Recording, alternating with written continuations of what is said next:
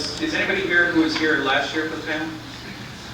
Okay, so you guys know the red flow area and how we have in store for you, right? This is usually usually what we like to try to do is kind of set up a forum where we can kind of tell you these are the different types of droids that we do, and then from there we do a Q&A. We're always impressed with how many people show up to this. Didn't realize R2 had as many fans as he did. You know, he was in some obscure movie like 30 years ago. I don't know if you guys ever heard of it. First off, my name is Dan Waltman. I'm one of the builders. I've been in the Builders Club for a little over 2 years, maybe 3 years, something like that now. At this point, my droid is actually this guy right here. And on that note, I'm going to go ahead and let Todd introduce himself. I'm Todd Bixby. I've been a member of the R2 Builders group since '08. Mark? I'm Mark Arnold, and I've been a member since, well, 4 years ago I joined, because they all got me hooked. I'm Doug Dixon. I've been a member since 1999. This is before Yahoo groups existed. And my droid is currently in a trailer somewhere between here and LA. So I'm going to show you guys today. So, first thing, if you guys notice up here on the left, we have this screen going. These are just, we try to capture some build photos of a couple different things. One of the things that most people ask is, you know, they look at a completed droid and the first thing they think is, you know, where do we start? Where's the right place to start? The correct answer to that is honestly there is no right place. I started out initially and I was like, I'm going to start with the frame because I saw a bunch of frames and I thought they looked cool, and yeah, I'm nerdy like that. So I was like, I'm going to start with the frame. And then after a while, I talked to a few people. They said, no, start with the dome, because in that way you have something that's complete, and you'll at least have something you can sit there and kind of look at. And then, so I went home, and I'm like, yeah, I'm starting with the dome.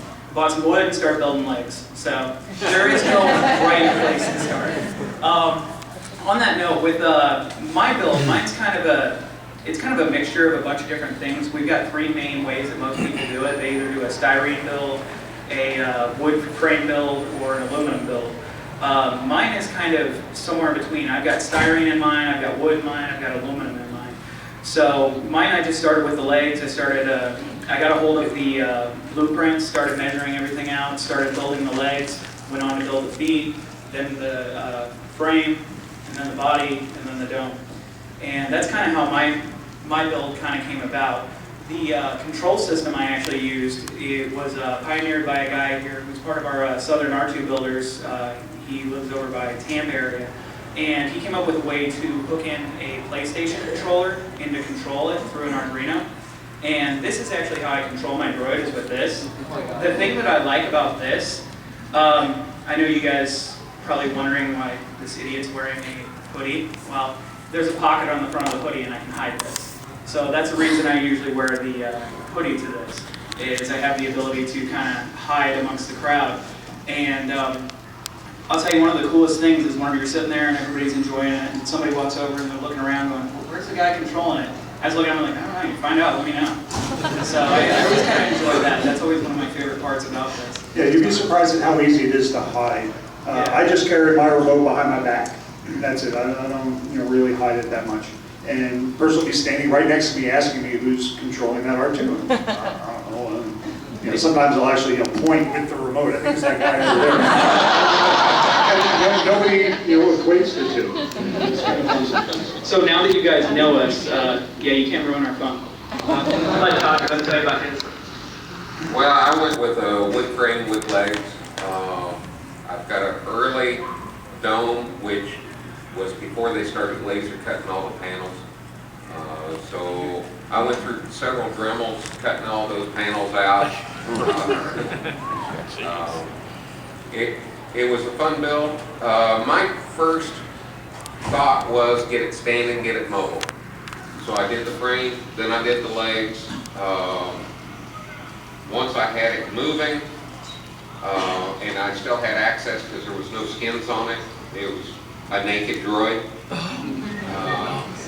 I still had full access to reach in and get to this and get to that. It worked out pretty well for me, and just continued putting details to it. Mine's the one clear over on the right, to your left.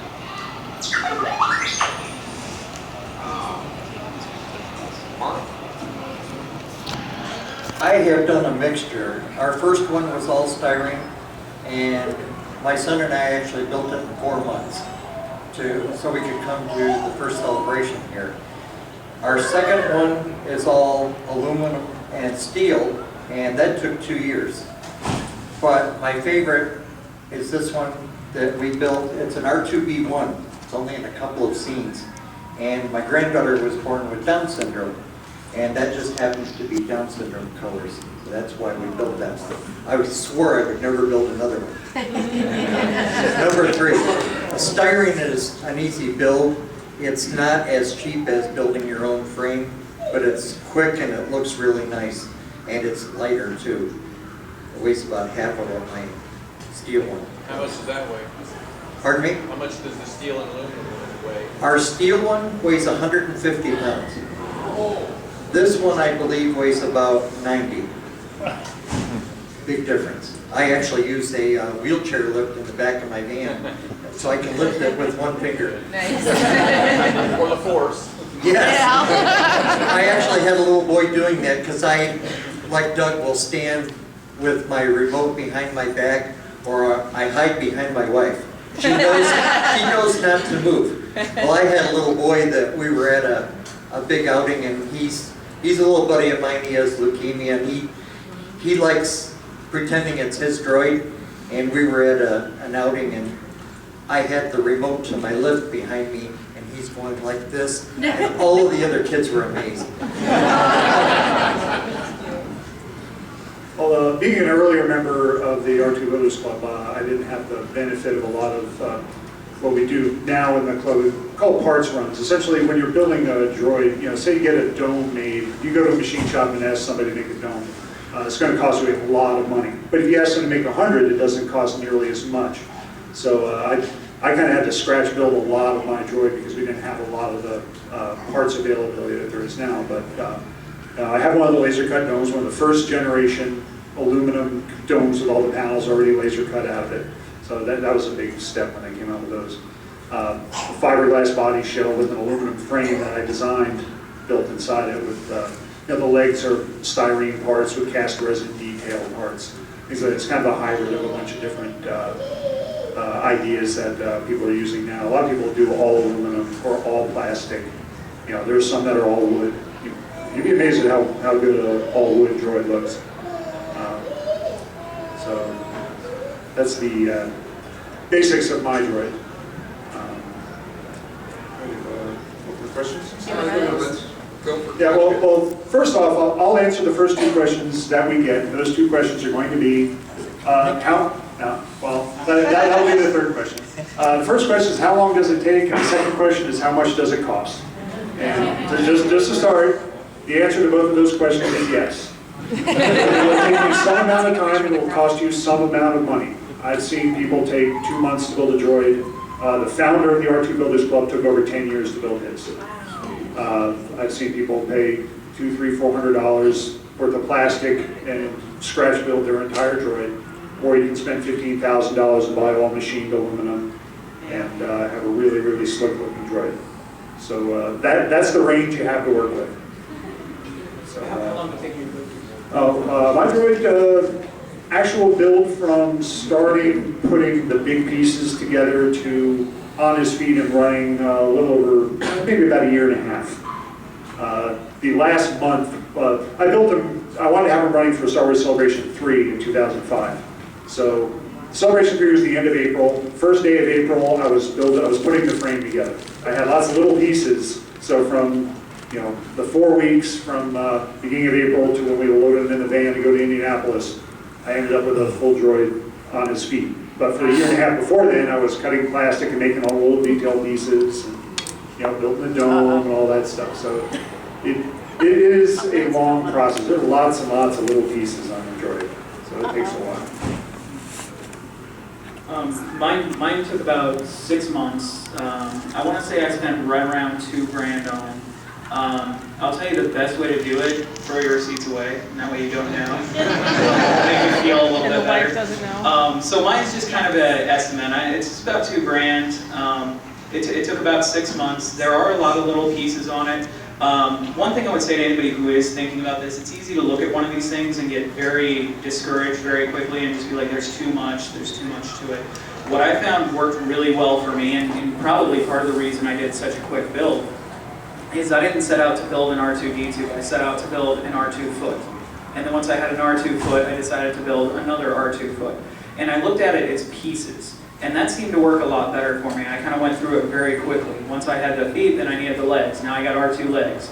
Now I need a frame, so I did that. And I kind of took it step by step, just one piece at a time. And for somebody who doesn't own an R2, just having an R2 foot is kind of awesome. I mean, I remember she'd come home and like, look what I did. It's a foot. Yeah, but it's an R2 foot. So I mean, I find it's best just kind of take it, one piece at a time, set out to build one piece. I can definitely say that because I've started on a second droid and I'm not taking my own advice. I'm kind of going everywhere. I built a foot and then I didn't build the other one, and then I built a dome and then I started on another foot, and it's taken me much longer because I'm kind of everywhere with the second one. So I think definitely setting out to have one part and kind of looking at it that way really kind of helps speed the process along. It makes it not so overwhelming. And I mean, really, these things are completely doable. I mean, don't think that anybody in this room is incapable of doing this. Pretty much anything you need to know, you can figure out how to do. You can figure out how to find it. There's this really wonderful website. I don't know if you guys have heard of it. It's called YouTube. And on this website, you can pretty much find out how to do anything. So it's definitely within the ability of, I guarantee, everyone in this room. On that note, I'll let Todd tell you a little bit about how long his took. I had mine running in about 6 months. I did a lot of scratch building in a lot of different areas with drive system. I overpowered it a little bit with the scooter motors. Because why wouldn't you? Yeah, you can always throttle back, right? Never have enough power. About a year and a half, he was pretty much complete, and he had become something that is never complete. You just keep adding gadgets. And I went with model radio control system for mine. I'm most familiar with it because I fly RC aircraft. So I had a lot of that already. But they came out with a new system here recently that is called the Stealth Controls. And it's two little handheld deals that fit in the palm of your hand, and you can stick your hands in your pockets and still have full control. And my next droid, I think I'm going to try that system out. Next question, back here. Do you find that 3D printers are changing your group and making it? We're seeing a lot of new files being available on the website. They are printing a lot of different parts and pieces and having some pretty good luck with it. Last I looked, they were doing like foot shells in 2 halves. It's come a long ways, and I foresee it coming a lot further. And I've noticed on the Astromech page, people are starting to upload the virtual files that they put together for this. So if you don't even know how to put a file together, a 3D file for a 3D printer, you can get those files directly from them. I'm noticing a lot more of them starting to appear online. Okay? Here. Can you talk a little bit about the brain part of it, like the head swivel, how does it communicate? Okay, most of these are running on scooter motors, the low razor scooters. Okay, those motors can be bought off the internet for $20, $25 a piece. We're using speed controls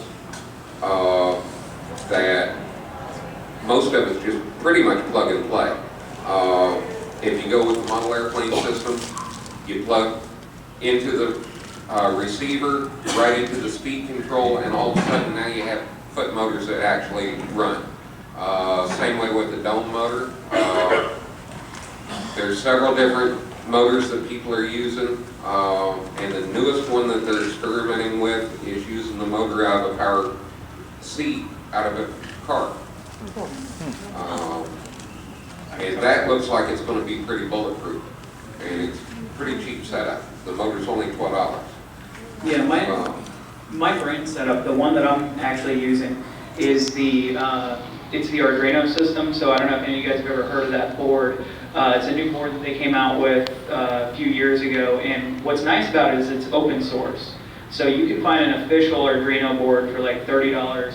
You can find a cheap knockoff, which is the exact same thing because all the specs are open source to everybody to be able to have, for about 10 to 15. And you can probably build one yourself if you know about that and you know how to follow these schematics. You can build one yourself for about $5. So that's a really nice kind of system, and they've built it to integrate with these PlayStation 2s. If you just glance up there every now and then, you'll actually see the Arduino system up there, and it lists the 5 different boards that you need, because it's really only 5 boards. You've got the Arduino, which is the main brain, which figures out what the controller is trying to tell it, and then it decides, okay, if it wants to move the foot motors, it sends a signal out to what's called a Sabertooth 2x25. If it wants to move the head, it sends it out to a Siren 10, which is, actually there it is, he brought it up. So that's the board. So the first one's a 2x25. If you look at the picture on the left, the top left board is actually the Arduino. Directly down below that, you'll see one with a huge heat sinks on it. Do you guys see that? That one, that one's the Sabertooth 2x25. That's for the foot motors. Over to the right of that one with the heat sinks is the Siren 10. That's for the dome motor. Down below the Siren 10 is that red board. That's the spark fun. That's for all the sounds. So the system's actually pretty simple. It's just using those main boards. The one above the Siren 10, that board right there, that's just the receiver for the PlayStation 2. So those basic boards right there, that'll get you going if you want to use this system. But it's important to note, this is not the only system. There are several different systems. He uses a Jedi system. There's a C6C PlayStation controlled system. There's a couple other systems. Which one are you running yours, or did you make your own? Mine's just regular radio control. Oh, so his, did you want to explain that a little bit? Yeah, the way my system is set up on Android, he's a big remote control car. That's all he is. It's got a regular radio receiver. You can buy them at the hobby shop. They're made to run airplanes, remote control cars, wherever you want. And that just talks to a speed controller, just like one of those. I'm running a transmitter a lot like Mark's right there. And you get a speed controller, which is, it does the heavy lifting. It takes the little signal coming out of the receiver for your radio and turns it into power that the motors can use. So it's a fairly simple setup. And then, so I got three small speed controllers on there to drive the 2 feet and the dome motor. And that's it. So it's 3 channels out of a 6-channel radio. One joystick drives and the other joystick turns its head. And that's it. So you can go very simple like that, or you can get real complicated. Like I said, the Arduino systems, some of the stuff that's, they're fully programmable, they're very versatile, they're really, really cool, but they do get kind of complicated. So you don't have to do something as complicated as that if you don't want to. Yeah, mine currently holds about 90 different sounds. I could put up to 256 sounds on it. The problem is, it's not with him, it's me. I cannot remember 256 different button combinations. So that's my failing, not R2's. My droid has a combination of the model airplane radio system and what's called Jedi control boards. One of our members in the main group designed a board for the droids that incorporates being able to control not only the droid's basic functions, but sounds and additional servo movements just by what they call strokes. Flip one switch, then you can do a stroke with one of the joysticks, and the Jedi system then takes that stroke and performs that command. So it's very programmable, it's expandable, and then on top of everything else, I've got a 18-channel radio, so I can do a lot of different things with the droid. There's almost no limit as to how many things I can add to it, servo-wise, for opening doors, arms, etc.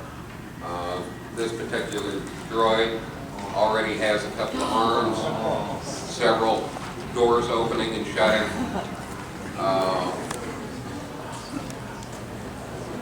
And the expandability is almost No booster. One of the things we should have pointed out is we have a website called astromech.net. That's the best place to start and do your research. Find out what it is you want to do, and like he said, watch for the big runs. I sat down on this one and put together a build list, since that's what I was doing before. And when I would find things on a run, I would order it and check it off. And next thing I know, I had the kitchen table and the dining room table and the garage all taken up for a year.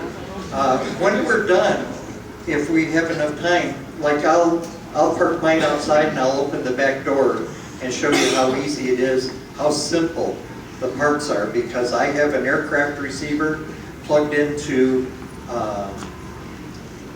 the siren motors, which are actually designed for wheelchairs. If you think of a joystick for a wheelchair, that signal goes into these motor controllers. These are like big wheelchairs, if you think of it that way. Yeah, I had my kitchen table taken up with stuff for about a year, and I got in a lot of trouble for it, so just a warning. And like he said, throw away your receipts. My wife gave me a budget, and about halfway through, the receipts kind of disappeared. Yeah, I built half of my droid at work. We had lots of downtime during our day, so I work in entertainment, so kind of in between shows and stuff, I'd have an hour here and there, so I'd cut some plastic or whatever. So I walk into work every day carrying my dome or a leg or a couple feet or something like that. I get some weird looks from the security guards who walk in and things like that. So you'd be surprised at where people have built their droids. You had a question? Talk about power and charging and things like that. I'll start with mine. Basically, mine has two small, they're like lawnmower batteries. They're 12-volt batteries, or the standard lead-acid type batteries. They're 12-volt 18-amp is what they're called. If you go on eBay and just type in 12-volt 18-amp, you'll find a whole bunch of them. I actually have two batteries in mine. As far as charging, it's pretty easy. Basically, what you're doing is you're just using one of those chargers for charging up a car battery if it ever goes dead, and they've got the two clips, the alligator clips. You can put it and just put it directly on, positive and negative, and that's one way to do it. With mine, I had actually set mine up where he's got a door on the front where he charges in the movie. So that's set up with like a cigarette lighter, and you can plug in there. Down below that I have a switch because I have two batteries. So I have two double pole, double throw batteries. And what that allows me to do is I can run them off battery 1. Once that one starts to go dead, I can flip them over to battery 2, run them on that. And then the cigarette lighter attaches into another double pole, double throw. So if I put it on one, he can charge battery 1. I flip him down to the other one, and he'll charge battery 2. I wanted to, I could charge my cell phone, plug it in. But that's how I set up my charging system. There's more than one way to do it. His can handle a higher amperage. That's the problem with the cigarette lighter, is you can only put it up to about, I think, 8 amps. Anything over that's going to burn it out, so you got to be careful what rate you're charging at. I'm using what they call a smart charger. I've got a 35 amp hour gel cell in mine, and normally I'll charge at about a 2 amp rate, and at a convention like this I want to charge quickly, so since I have the smart charger, it can sense what the battery can take, and I can charge up to 25 amps. I can go from absolutely dead to full charge in about an hour. I used to work for a charger company, and so I ended up with the perfect charger for my droid. I use a 40 amp wheelchair battery, and I can last all day, and if it's on a hard floor, I can last 2 or 3 days, and then it'll charge overnight. So I don't have to worry about it, and I have a little door on the front with a cigarette lighter also. And I put 2 switches on mine. One turns the droid on, so I can sit there and I can play with all the sounds, and then the other one turns the motors on. That way you can play all day, leave it parked, and not worry about anybody running away with it. Yeah, I'm using the same batteries that Dan's using. I've got 18 amp hour They're electric wheelchair batteries. I've taken my Droid on 2-mile Christmas parades before, and he does pretty good, on rough asphalt and railroad crossings and all kinds of stuff like that. So yeah, I'm using it as a charger similar to the Todd's also. Smart chargers, you can get them at auto parts stores. I think I bought mine at the Pep Boys down the road. The issue is you got to have the right charger for your battery. You don't want to charge it too fast because you can damage your battery doing that, or you charge it too slow. It just takes you 2 days to charge your batteries. So you got to choose your charger properly, and it'll work really well for you. eBay. Yeah. Half my Droid is eBay, the other half is Bondo. Yeah, there are other batteries though. I mean, I think we're all running regular lead acid batteries because they're cheap. I run gel cell. Yeah, they're all essentially the same type of battery, a small version of a car battery. Some people have been going to lithium batteries. They're a lot lighter, you get a lot more power in the same size box, but they get real expensive. One of our guys, Blake, lives down in Tampa area. He's got lithium batteries, and he actually built the batteries out of individual cells. They look like C-size batteries, and really, really cool. They weigh about 3 pounds a piece, and they'll run all day on it. That 3-pound battery cell is the same as my 12.5-pound lead acid. But battery. he needed the room because he's got a 232 also. Yeah. Space is a real issue. You'd be surprised. I mean, R2 is pretty big. When you pop a dome off one of these Droids, there's not a lot of room in there once you get batteries and controllers and wiring and all that stuff in there. You start running out of room real fast. And some of the guys have been doing the thing where R2 goes from 2 legs to 3 legs and back, like you see a couple times in the movies. And that mechanism takes up a lot of space. So they're moving the batteries down into the feet and all kinds of weird places. So a lot of people have been going to lithium batteries and stuff just from a space standpoint. They can fit them down in the feet, and that saves a ton of room. 18 amp hour battery I'm using is that big, that wide, about that deep. 2 of those next to each other take up a lot of room. Another nice thing about having it down on the feet is it helps with balance, because really, I mean, he's a tricycle, and that is not a stable design. So the lower you can get the weight, the better. So that's another real advantage. If you can get it down in the feet, it helps with balance. It helps prevent them from tipping over. Yeah, one thing you notice about R2, R2-D2 looks really cool. It's a great character and everything. He's a really lousy design for a robot. I mean, I hit a door jam and almost face planted. I know, a dozen people have done exactly the same thing. It's a really crappy design. So you got to make a lot of accommodations for that. Like Dan says, keeping your weight as low as possible. My batteries are all the way down at the bottom and all the way at the back. But I made the wheels so they're as far away from each other as possible, just to make it as stable as you can. Lots of times you'll see one of these Droids driving around, the legs are twisting and turning and things like that, because there's all kinds of leverage happening on those shoulders and stuff, and it's just not a very good design. So we got to deal with that every day when we're driving the Droids around. Well, it was designed for a human to be in it initially. I'm sure all of you know that. Kenny Baker could actually fit inside, and once it went motorized, and I have 200-watt motors, and I've got them turned down to 20% of the power, and it still does wheelies. So you really have to be careful. Are the drawings available at your website, and what are the legal issues if I wanted to put one? Do you have the right to Yes, do all the schematics or plans are available on the website. They're free downloads. It's free to join Astromech. A lot of them are drawn full size, so you can take them down to Kinko's and have them printed out, and then you can glue it right to the plastic or wood that you're cutting out, so you have some guides on where to cut. Also, join your local builders group, because we help each other. If somebody has a problem, somebody else will know how to do it. I'll tell you, that was one of my biggest mistakes. I kind of started building mine in a vacuum, and I was probably 5-6 months in before I actually joined the group.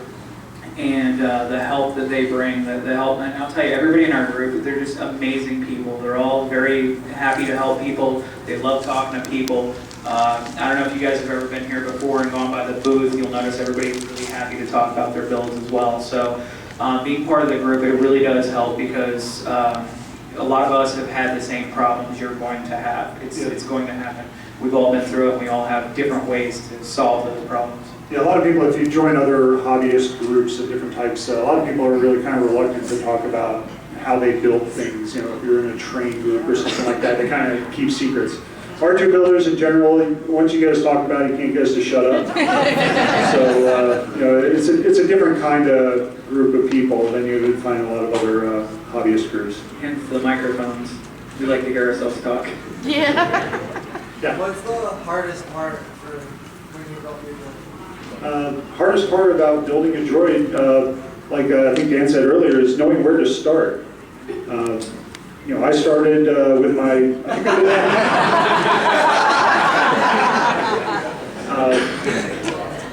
I did that. I think I started with my dome. I've been in the club a long time before I started actually building my drone. The first time I started putting parts together was like 2003 or so. So I've been in the group for a few years, just meeting the people, just researching and listening and figuring out how I'm going to do it before I started. And I think I actually started putting parts together with the dome. And like Dan said, when you do your dome, the dome is a separate part from the rest of the droid. You know, there's just one little place where the dome meets the droid. And that's the only part you got to think about with the rest of the droid. So you can build your entire dome, have it completed and ready to go without having anything else done. You don't even have to worry about, you know, how's this going to connect to that or anything like that. And so you can put your droid on your table or whatever, and people come over, wow, or put the dome, wow, that's really, really cool. And it's completely done. Lights light up and everything. You've got a completed part of the droid. It's not just an in-progress piece. So, you know, it does give you a really great sense of accomplishment when you have the dome done, you know, because you've got something very tangible right there. It's like, oh, okay, you know, it's not just still parts on the table or in a box or something like that. Yes. I know you had mentioned yourself that you had done remote control airplanes before this. Right. Did everyone else kind of have some sort of history or background with it, or did you just kind of jump into it? I can start with mine. I did have a little bit of background making props and effects, masks and that sort of thing for student films and independent films in the area. However, I will say that's not common. A lot of people get into this because they love Star Wars, they love R2, they like the idea of building stuff. I think I'm probably maybe one of the more exceptions to that. But the coolest thing is, I mean, most of the people in our group do all sorts of things. I mean, we've got people that do, I mean, any kind of job you can think of. I'll let Todd tell a little bit about what he does. I'm a master auto body tech. So the paint work was second nature. I grew up with two grandparents that were woodworkers. They were both master carpenters. So wood build was kind of second nature to me. Between that and the model aircraft, which are all wood, it just made sense for me to do it that way. Plus, I already had the woodworking tools to make the cuts.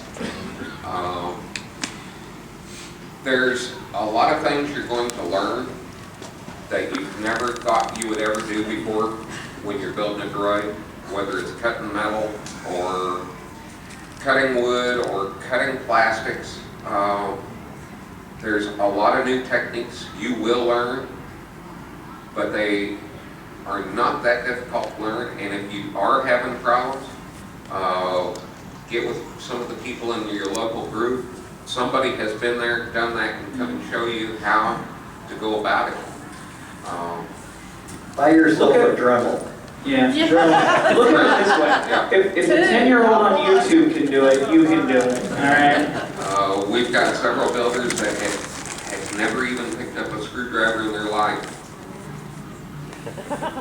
And his is now running. Yeah. He's just got some detail parts to finish. He's done wonderful with it. It is an awesome looking droid. Mark, Yes. I was just wondering, do you guys only build them for yourselves, or would you build them for others? Let me tell you what I do with mine.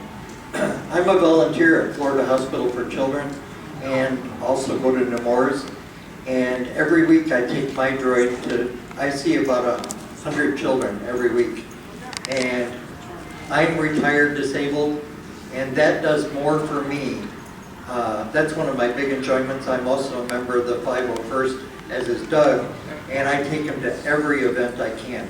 Last year I put in 38,000 miles on my van, just trooping in hospital visits. That's amazing.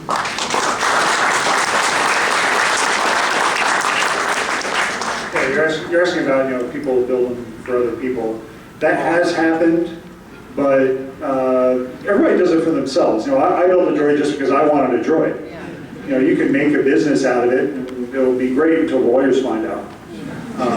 Then you'll be out of business. So, again, that's happened. Yeah, Just so drill ground.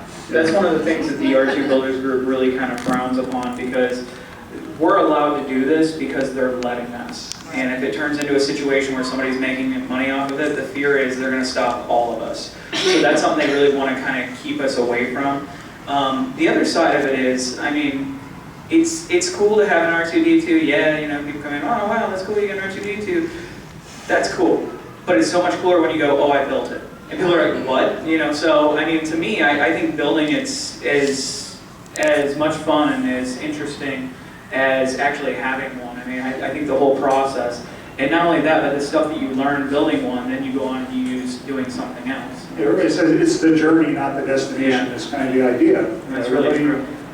I learned a whole lot. I've been building things. I've never built a robot before, but I've always worked in a workshop. My dad had us. I grew up changing the oil on our station wagon. So I've always been building things, but then, wow, I want to build my own droid, and it's my droid. I'm not selling them. I put way too much time in it just to sell them for $50,000 or $60,000. Another issue you would run into with having someone else build it or buying one that's already built, if and when one of those problems come up, something breaks, you don't know where to look. Right.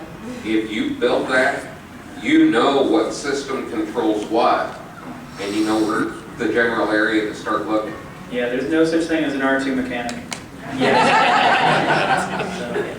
But you said though the dome is available for sale. You can buy pieces Oh, that yeah. are even for price? It's the aluminum part.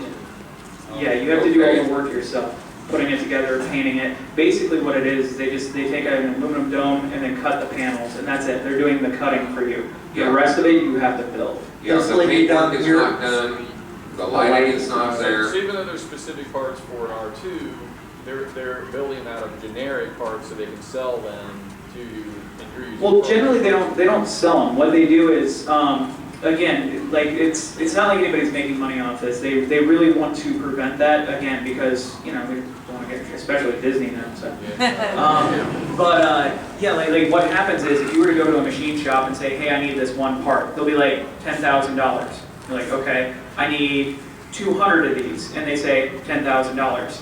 And that's basically what it is. They'll go and say, okay, we need 200 of these. How much is it going to cost? They tell them some number, 5,000. Okay, so this is how much each part is going to cost. And so basically what it is, it's not that you're buying a part as much as you're going in with 100 other people to get something done at a machine shop is really what it is. So the money's not going for the part, it's going to the machine shop that's cutting it, A lot of my parts on this droid comes from this lady down here. She got permission from Astromech to make molds, like these hollow projector eyes are typically aluminum. Mine are exactly like the aluminum part, even the lens screws off, but it's resin. And she made all of my detail parts. I have a lot of parts from her too. And it's the same kind of thing, I mean, the resin costs money, so it's just basically she's just paying for the resin that it takes to put in the mold. Yeah, one of the things about R2 is almost every part on R2 has to be scratch built at some point. There are no existing parts. You go to a lot of other models. You find you always hear about the Millennium Falcon or something like that. They use model tank parts on it and things like that. So you can find, I can go to the store and buy one of these and put it on my droid. It looks just right. Everything on R2 is sculpted, built from scratch at some point, except for what we call the hollow projectors. The little thing that lights up, helping Obi-Wan Kenobi. Those are reading lights out of a 1960s airliner. As far as I know, they're the only pre-existing parts on an R2. The hoses are faucet hoses. Oh, yeah. Oh, yeah. Well, people do buy the faucet hoses, but I think the original ones on the droids were hydraulic hoses or something like that that they had.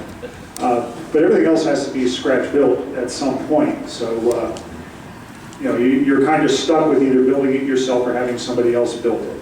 And it's very difficult to go out and buy the part and stick it on there.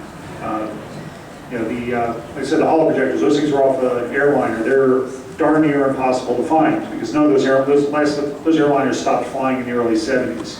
They're all, you know, turned into, you know, beer cans and stuff by now. So, but my drone, I actually do have some of the original ones. A guy I know lived in Texas found an aircraft salvage place that had one of the planes, and they stripped all the reading lights out of them. I was selling them to members of the group, and I was lucky enough to get 3 of them. So I've got 50-year-old reading lights on the dome on my droid. And the only other part I can think of that might have been a found item is the dome. There's some speculation that the dome itself was the topper of a round fish tank. Wow. I know you had your hand up for a while. Is anyone building any autonomous versions of these? You know, Yes. programmable with sensors like a Roomba? Yeah, some people have done that. Usually one of the first questions people ask when they join the group is, hey, has anybody taken the brains out of one of those interactive R2 toys that Hasbro was selling? You know, they're about that tall and you can talk to it and drive around. You know, has everybody taken one of those and put it inside a real droid and made their droid work? And the answer is no, because those things, you don't want a 200-pound droid driving around in a room full of kids running on one of those little brains that's that big. You know, if you take one of those and drive it around your living room, it runs into a chair, it's not a big deal. But, you know, when you run over a kid, it's going to hurt. That is a yes or no. Yeah, People have done it. They have done it, but they did not hook up the foot motors to it. This way they have the interactive of the voice with the sounds, the dome movement, but not the possibility of it running somebody over. Some people have done actual fully autonomous droids, but they've got, you know, real high-end sensors, infrared sensors. I've seen video of people, you know, they talk to their R2, voice interaction, follow me, and follow them around. That's what they're working in a very controlled environment. There's not a bunch of people running around. You know, they're in an open room with, you know, lots of space, and you know, it does work, but it's very complicated. There's a whole subsection of the group just dedicated to people who build their own autonomous droids. And you know, it can be done. It's complicated to do right, but you know, it has been done. The answer to the question, has anybody, is yes. Pretty much anything you can think of, people have figured out a way to do it with this. The biggest problem, like what he was saying, is getting the sensors right, because the sensor can only see a certain area. So if you've got sensors looking down, and maybe you've got a chair, it doesn't see the legs, it'll run right into that. If you've got the sensors looking up, it doesn't see the step that's coming. Even if you've got a sensor looking at the ground, it may not see the edge. So the problem's still in sensors and getting sensors there, but they're doing some really amazing stuff with it. If I could pull off building one, I don't know that I would bring it to a place like this, just for safety concerns, because these things are heavy and they can hurt somebody and tear some stuff up. Yes. Do you guys make any other models of astromech droids, like R4 units? Oh yeah. I actually have an R6 that I started on. This is the one I was talking about that, you know, I am in too many different places. I'm not really focusing on one place enough. And that dome's actually sitting over in our booth. It's just the dome right now. And again, I got some feet, some foot drives, a couple other things. She has one that's a R3. My wife has an R7, and I'm currently starting a R9. Yeah, I have an R5. Oh yeah, chopper is here. Yeah. There is a chopper here. Yeah, I have an R5 dome that I put on my R2 body. I take, it's a black dome. In Empire Strikes Back on Hoth, there was actually a black and white rebel droid kind of way the heck in the back. And so I made one of those with a black dome, and I take black sign vinyl, cover over the blue parts on the body, and turn them into a black and white Rebel R5. So I've seen other people do that. Mike Senna, one of the drivers, one of the builders out in California, he's got pink panels that he puts all over his droid. He's got a pink R5 head. I don't know if you guys have ever seen the fan film, the Pink 5 series that are out on YouTube. That was his droid that they used. And so he's got little panels that he sticks on his droid. You know, it's very R2D2, and he sticks all these pink panels, got covers that go over different parts and things. And it's all stuck on with earthquake putty. He lives in LA, so they have earthquake putty all over the place there. And so it just sticks all these parts on. He's got a pink R5 droid to drive around. I want to get to that guy in the back. I've seen your hand for a while. Actually, one question I want to answer. My answer is R2 is not really meant to be driven around. It's meant to be on the ship, on X-Wings, flying. He's really a mechanic, so he's not really being a driver. And the other question I was asking, do you make other droids besides R2s? I heard you make mouse droids, clear droid, and do you make any others besides Those that? plants are on our site too, for scrubber droids and mouse droids. Yeah, there's a lot of mouse droids running around. There is one scrubber droid in our booth. There have been some people I've seen that made the gonks. Gonks are Yeah. actually really easy. You can just use those. And gonks are great with kids.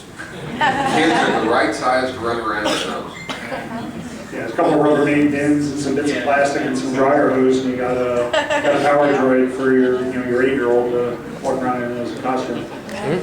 A lot of us build other robots and stuff too. I know a lot of our members, you know, they'll have a B9 from Lost in Space or Robbie the Robot, or a couple guys out in California have Wallies that they built. They're really, really cool.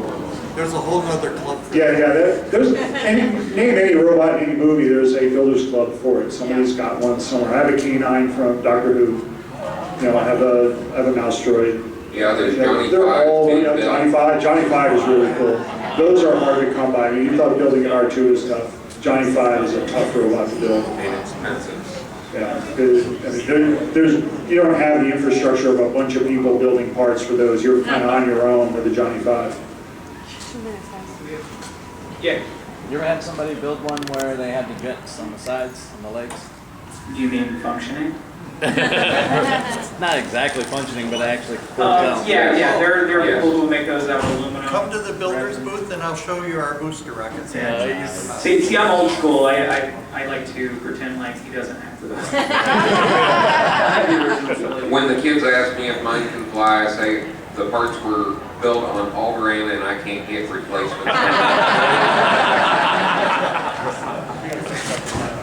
Yeah, we got 1 minute.